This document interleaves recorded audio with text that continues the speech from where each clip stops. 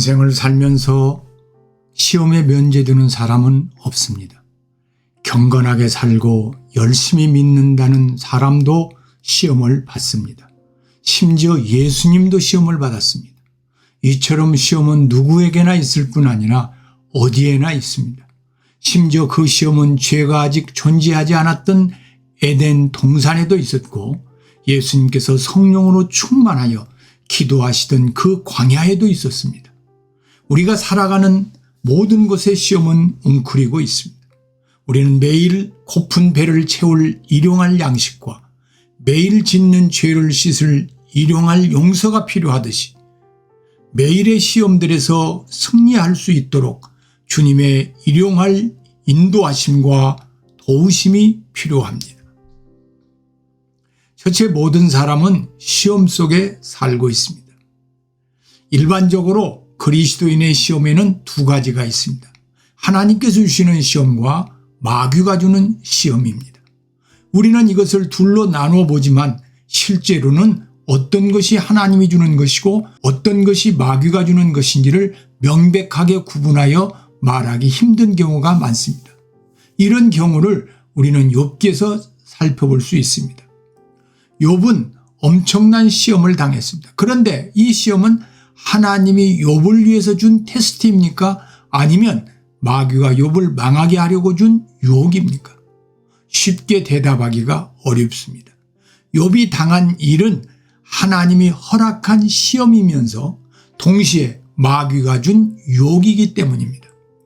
마귀는 욥이 당한 비극적 사건을 통해서 욥이 하나님을 부인하는 죄에 빠지게 되기를 기대하지만 동일한 사건을 놓고 하나님은 욥이 그것을 통해서 하나님을 더 깊이 알고 더 성숙하기를 원하셨습니다.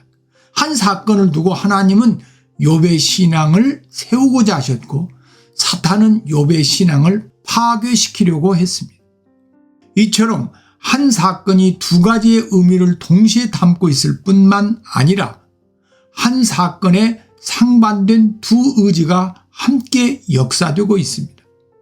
욥기의 내용은 사탄의 모든 활동이 궁극적으로는 하나님의 주권 아래 있음을 말해주고 있습니다. 만약 마귀가 하나님의 허락이 없음에도 홀로 이 세상 인간을 시험하고 파괴할 수 있다면 이 세계는 하나님과 사탄이 다스리는 이원론적 구조를 갖고 있는 것이 됩니다.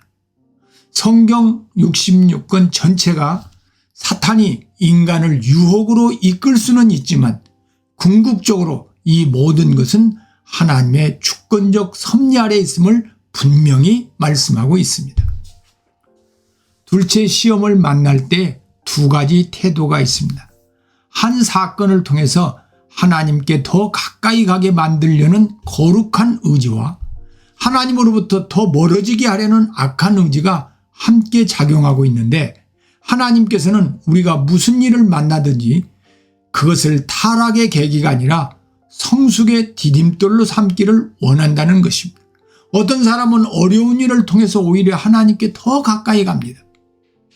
그 사람은 욥처럼 신앙을 지킵니다. 이렇게 되면 그가 당한 일은 결국 그를 한단데 성숙시키는 시련이 됩니다. 이 시련은 그에게 필요한 시련이 될 것이고 이 사건을 통해서 하나님이 하시고자 하는 뜻이 그에게 이루어지는 것이 됩니다. 그러나 그와 정반대의 경우가 얼마든지 일어날 수 있습니다. 욥의 처가 그랬던 것처럼 하나님에 대한 믿음을 완전히 버리고 맙니다. 그렇게 되면 결국 사단이 의도한 목적이 그녀의 삶에 이루어지게 되는 셈입니다. 살아가면서 우리에게 무슨 일이 닥칠지 아무도 모릅니다. 중요한 것은 무슨 일을 만나든지 어떻게 그 일을 통해서 한 단계 더 성숙하며 하나님을 더 닮아가느냐 하는 것입니다. 즉 어떻게 하면 이 사건을 통하여 우리에게 이루고자 하시는 하나님의 선한 의지가 우리에게 이루어지느냐 하는 점입니다. 그러므로 시험에 들게 하지 마시옵고라는 말은 우리가 살면서 시험을 만나지 말게 하소서라는 뜻이 아닙니다.